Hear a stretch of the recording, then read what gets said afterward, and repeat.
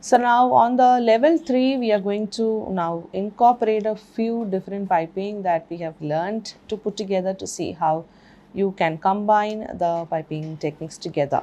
Okay, so this is the one that we are going to do. So this is nothing but the leaf ruffles that you made, which is all around, and then there are like tiny flowers, which is the exact same technique that you use to make rosettes, but the nozzle that I have here to make the rosette on this is a very small star nozzle, because we don't have all the space on top of a leaf ruffle to make a bigger rosette. So this is the one that I am going to use, and then there are like tiny leaves as well piped along with the flowers. Okay, so you could do on top of this, or you could just use the template, the circle template, which is there in another sheet. So I'm just going to use turntable so it's easier.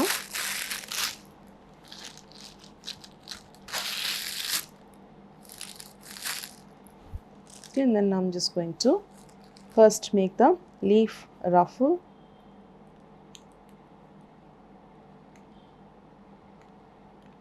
So here when you've done it on your practice lesson, you would have moved your hand, but here on the circle area, the right hand will be in the same position, while the movement will happen with your left hand turning the turntable.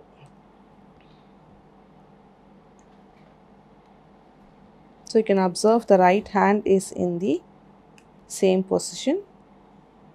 The only action the right hand is doing is to go back and forth, giving the equal gap between every ruffle.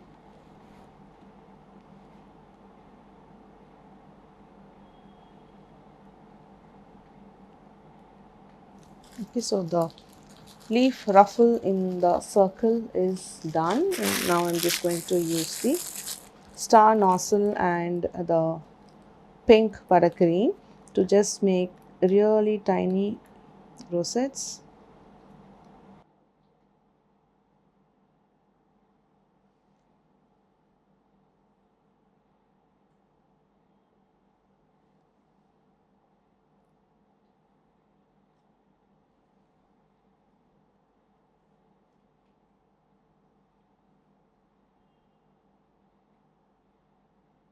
Okay, so then top of that I have an ivory buttercream, ivory colored buttercream, to just add some contrast to the flowers. So it's just a simple leaf.